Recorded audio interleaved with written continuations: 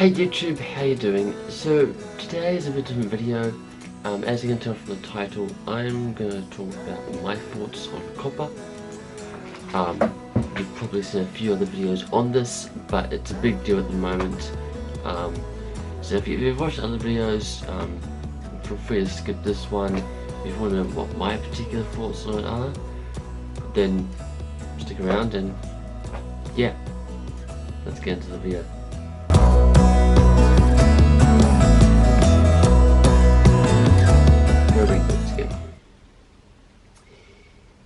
So what does COPPA stand for, first off? It stands for Children's Online Privacy Protection. Basically. I didn't know what it stood for when I first heard it, so first of all, that's what it stands for. It's the first US privacy law.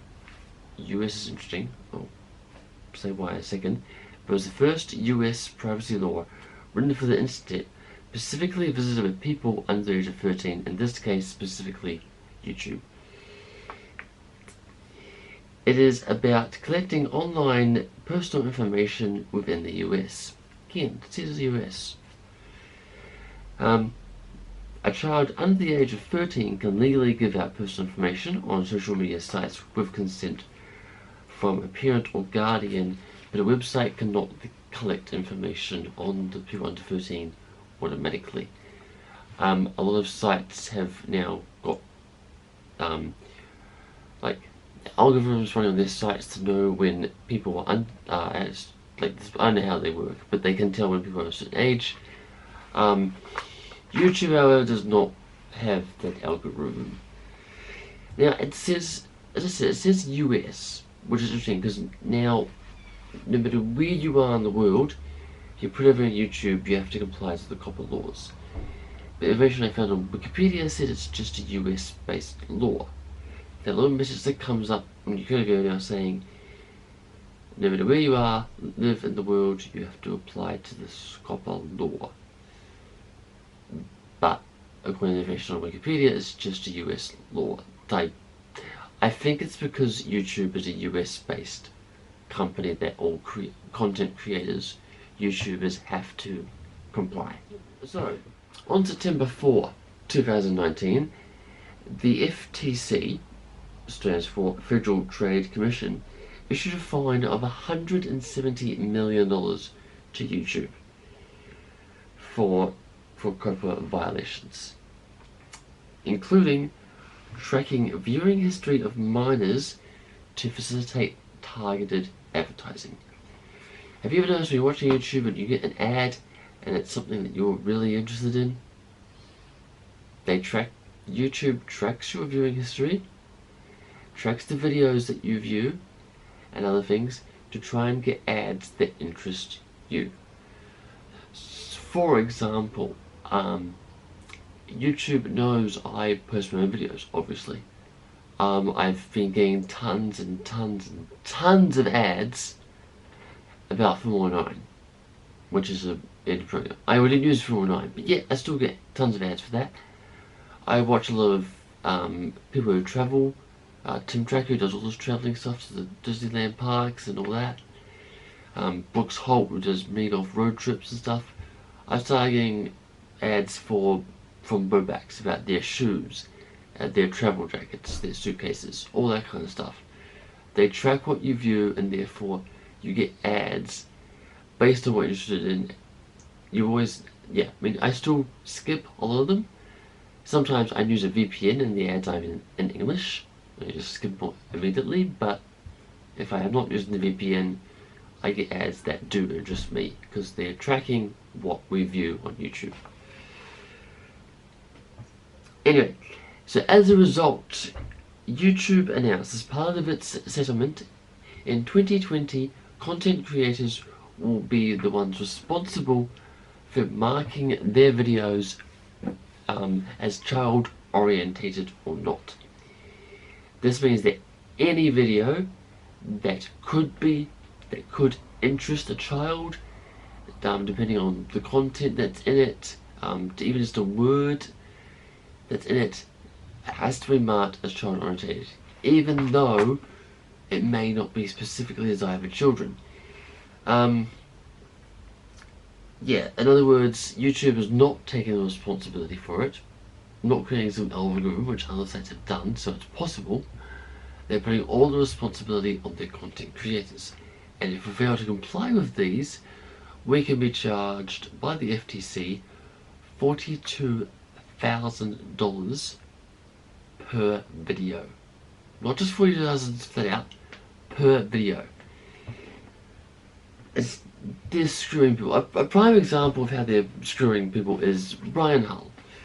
Brian Hull is a Disney impressionist. All his videos are Disney. Disney, Disney, Disney, Disney. Everything is Disney. He's had to mark his whole channel as child orientated, and therefore has had to go back to work, because if we mark a video as child orientated, we lose some of the following things, including comments, end screens, ads altogether, a bunch of other bits and pieces. So he's no longer going to have ads. He was making a career from ads on YouTube. That was his job. He's now to go back and get another job because YouTube does not want to take the responsibility on, tracking who's viewing what videos. And I know that half of Brian's audience is adults. I'm a subscriber of Brian Hull. I love his channel. I'm not 13 years younger. But if you mark a video as child orientated, you're just going to treat that video as every viewer as a child, even though half of it is not. Another example of a small YouTuber I follow is Olivia Simone. She has a lot of Disney stories and stuff.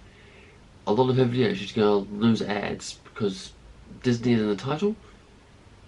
Even if she just has an emoticon, Disney emoticon on her thumbnail, which a few of it does, she has to mark as child oriented. The terms of why we have to charge as child oriented is a bit severe, because 90% of her viewers are not under the age of 13. Yet, if she marks a video as child oriented, which she has to do for a lot of her videos, YouTube's going to treat every person who views that under the age of 13, even though 90% of them are not. I realize this is a bit of a rant, but I'm annoyed about this because I know a bunch of YouTubers out there who are now gonna lose ads altogether and have to go back to work, and they're making a career from YouTube. So yeah, it's a bit extreme, which has raised some criticism on the system that YouTube has decided to settle on with the FTC. Last I heard, because it was so severe and it raised a lot of criticism, the FTC was rethinking the terms of settlement, but that could take a while before that happens. Lastly, how does this affect me personally? Well, like I said, we're gonna lose things. I love when I get comments. I don't get many, but when I get comments, or people replying to comments I made, I feel like I've made it, If I get comments, I feel like I'm starting to make it on YouTube. I don't get many, but I do love when I get them. So, before it's 2020, make sure you comment this video if you found this interesting, and give it a thumbs up if you like it. That's another thing I'll lose, is the ability to like or dislike videos. Yeah. So I like getting comments. I love when I get likes. If you've been following me for a while, I've just started to use end screens. It took me a while to figure out how people get those pictures of other videos at the end. I figured it's end screen. Oh wait, it took me a while to figure that out. So I did that. Yeah. And I've just gone through my channel. 90% of my videos are now going to have to mark as child friendly, which means the end screen will go. I'll be no longer going to get likes on them. I think the subscribe button might also disappear for videos. No. Scratch that. No, that doesn't make sense, because people under the age of 13 can still subscribe to channels, can't they? I believe. I might have to check on that one. Yeah, 90% of my viewers are friends and family that are not under the age of 13. I don't think I have any viewers under the age of 13. I don't think. So, yet 90% of my viewers are going to have to as child oriented. Just because, you know, I've got reviews on like Marvel and Disney stuff, a child's gonna look, oh yeah, I'm interested in watching that and click on it. Some of my past videos were my soft toy collection. A child's gonna be interested in that. What else have we got? You know, haul videos. Kids might be interested in what people are buying, you know, what I bought when I went to St. Louis.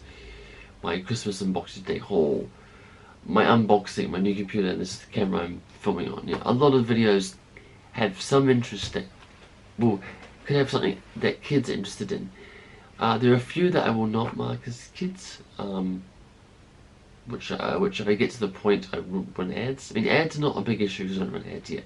I haven't reached the requirements I need to. If I get to that point in future, I may try doing a bit more adult based videos, so I don't have to mark them as child oriented because that would be a form of income for me.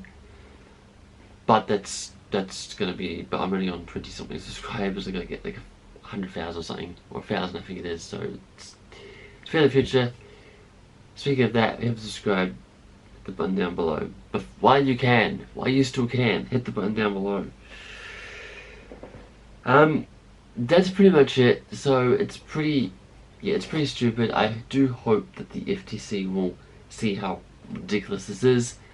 Let's hope some people who work for the FTC actually watch YouTube videos, because a lot of channels have put videos out about this issue. As I said, if you enjoyed this video, give it a like while you still can. Subscribe to join the family, and yeah. Sorry if it's a bit of a rant, depressing video. Next one should be more interesting. Anyway, have a great day, and I'll see you next week. Bye!